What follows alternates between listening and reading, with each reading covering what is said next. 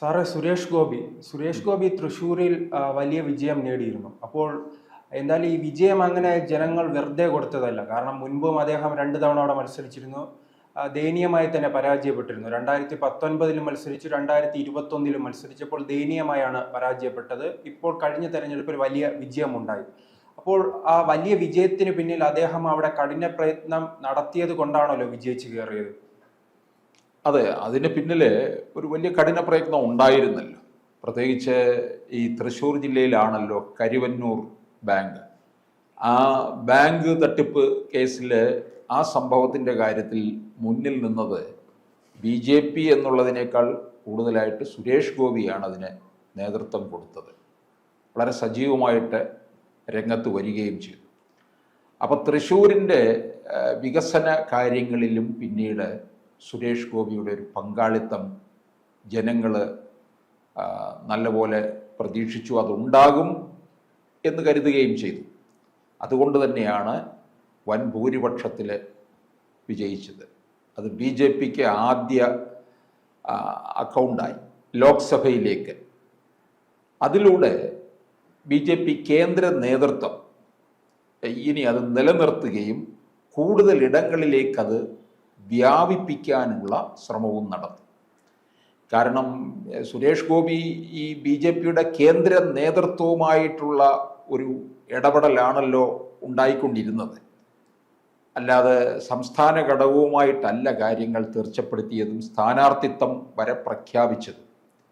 അപ്പോൾ ഇത്തരത്തിലൊരു കേന്ദ്ര നേതൃത്വത്തിൻ്റെ ഇടപെടലും അവരുടെ ഒരു പങ്കാളിത്തവും ഒക്കെ കിട്ടിയത് കൊണ്ടാണ് വിജയവും ഉണ്ടായത്. പ്രത്യേകിച്ച് നരേന്ദ്രമോദിയെ പോലുള്ള ഒരാൾ മണ്ഡലത്തിൽ പലവട്ടം വരികയും ചെയ്തു. അപ്പോൾ മോദി കേന്ദ്രീകൃതമായിട്ട് കാര്യങ്ങൾ നീങ്ങുകയും ചെയ്തു എന്നുള്ളതാണ്. അല്ലാതെ സംസ്ഥാന ഘടകത്തിൻ്റെ പങ്കൊന്നും അവിടെ ഉണ്ടായിരുന്നില്ല. പിന്നീടുള്ള പ്രവർത്തനങ്ങളിൽ മാത്രമേ ഉള്ളൂ. ആദ്യ സമയങ്ങളിലെല്ലാം തന്നെ കേന്ദ്ര നേതൃത്വമായിരുന്നു. ഈ മുൻകാലങ്ങളിൽ തിരുവനന്തപുരമായിരുന്നു BJPയുടെ ഏക നോട്ടം. കാരണം വിജയത്തോട് അടുത്ത് എത്തിയ ഒരു മണ്ഡലമാണ്. ഒന്ന് ആഞ്ഞു പിടിച്ചാൽ പിടിച്ചെടുക്കാൻ കഴിയും എന്നുള്ളൊരു മണ്ഡലമാണ്. ഇപ്പം രാജീവ് ചന്ദ്രശേഖർ ഇവിടെ മത്സരിച്ചു. 15,000-ലധികം വോട്ടിൻ്റെ വ്യത്യാസത്തിലല്ലേ ശശി തരൂരിനോട് പരാജയപ്പെട്ടത്. ഈ രാജീവ് ചന്ദ്രശേഖർ ഒരു വർഷം മുമ്പ് ഇവിടെ തിരുവനന്തപുരത്ത് ഇറങ്ങിയിരുന്നുവെങ്കിൽ വിജയം ഉറപ്പായിരുന്നു. മാറ്റമില്ലാത്ത കാര്യമാണ്. കാരണം തീരദേശത്തെ വോട്ടാണ് നഷ്ടപ്പെട്ടു പോയത്. നഗര കേന്ദ്രീകൃതമായ വോട്ടുകളെല്ലാം ചന്ദ്രശേഖറിന് കിട്ടി. അപ്പോൾ ഈ തീരദേശ മേഖലകളിൽ നിന്നുള്ള വോട്ട്, കാരണം രാജീവ് ചന്ദ്രശേഖറിനെ അറിയില്ല. ഈ നഗര കേന്ദ്രീകൃതമായിട്ടുള്ളവർക്കൊക്കെ അറിയാം. അത്തരത്തിലുള്ള നീക്കവുമായിരുന്നു അവരിവിടെ നടത്തിയത്, ഇവിടുത്തെ വോട്ട് മുഴുവൻ സമാഹരിക്കുക എന്നുള്ളത്. പക്ഷേ ഈ ഒരു വ്യത്യാസത്തിൽ പരാജയം ഉണ്ടായി. പക്ഷേ സുരേഷ് ഗോപി വന്നപ്പോഴാണ് തൃശ്ശൂര് തിരുവനന്തപുരത്തിനേക്കാൾ വലിയ ക്ലാസ് മണ്ഡലമായി മാറിയത്. BJPയുടെ ഏറ്റവും വലിയ ശ്രദ്ധാകേന്ദ്രമായിട്ട് അങ്ങ് തൃശ്ശൂർ മാറി.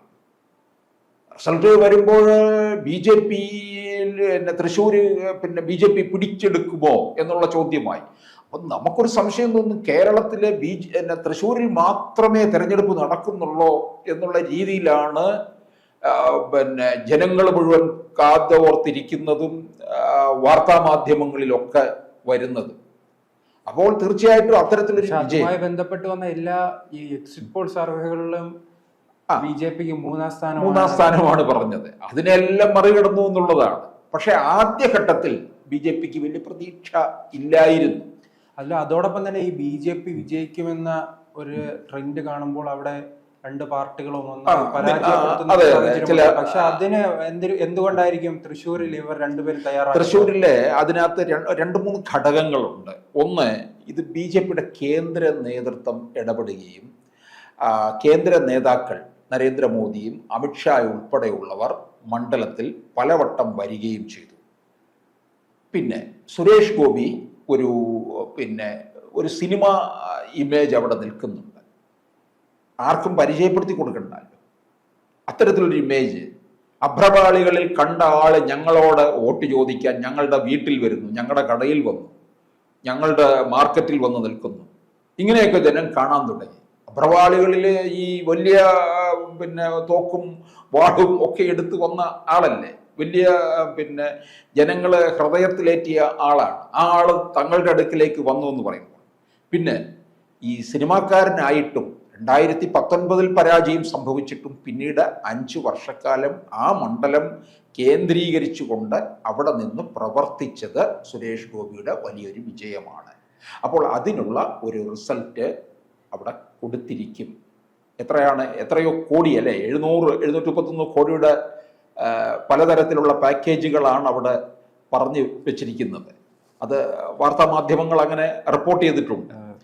പ്രത്യേകിച്ച് പിന്നെ പൂരനഗരിയാണ്, കേരളത്തിൻ്റെ സാംസ്കാരിക തലസ്ഥാനമാണ്, വികസനങ്ങൾ വലിയ രീതിയിൽ ഏറ്റുവാങ്ങേണ്ട ഇടം കൂടിയാണ്.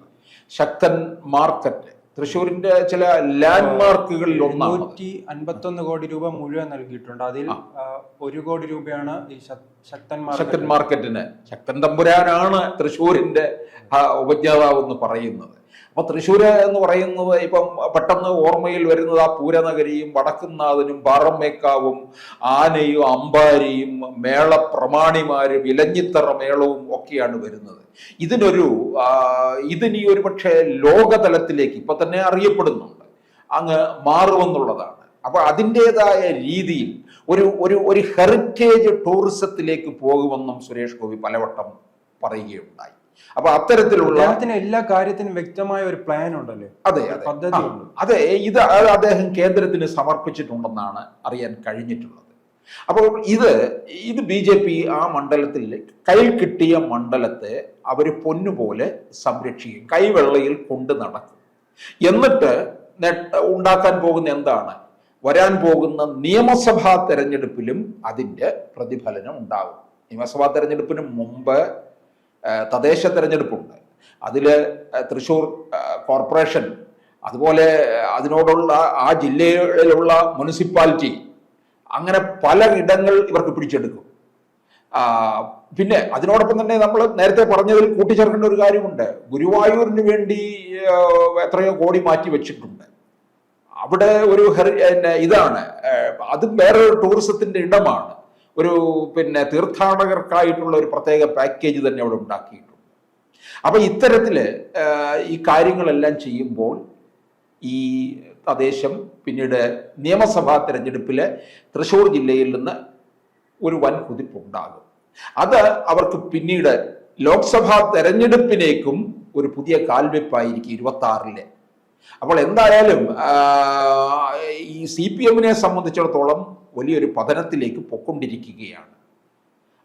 ആ പതനത്തില് അവര് ആ സ്പേസിലേക്ക് കയറാൻ, അതിനോടൊപ്പം തന്നെ ഈ BJP സംസ്ഥാന ഘടകം കൂടി ഉയരുകയും അതിനനുസരിച്ച് പ്രവർത്തിക്കുകയും വേണം എന്നുള്ളതാണ്. അല്ലാതെ സുരേഷ് ഗോപി ഒറ്റയ്ക്ക് കിടന്ന് അധ്വാനിച്ചത് കൊണ്ടൊന്നും കാര്യമാകുന്നില്ല. ഇനിയും കേന്ദ്രം ഒരുപക്ഷെ കോടികളിലായിരിക്കും അവിടെ ചെലവഴിക്കാൻ പോകുന്നത്. പ്രത്യേകിച്ച് നരേന്ദ്രമോദിയും അമിത്ഷായും ഒക്കെ കൂടി മുമ്പോട്ട് വെച്ച ഒരു സ്ഥാനാർത്ഥി തന്നെയാണ് സുരേഷ് ഗോപി. അപ്പോൾ അതിലൂടെ വരാൻ പോകുന്നത് തൃശ്ശൂരിൻ്റെ ഒരു വലിയ നേട്ടമായിരിക്കും. തൃശ്ശൂർ കേരളത്തിൻ്റെ ഏറ്റവും വലിയ ഒരു പിന്നെ ടൗൺഷിപ്പായി മാറും എന്നുള്ളതും ഉറപ്പായിട്ടുള്ള കാര്യമാണ്.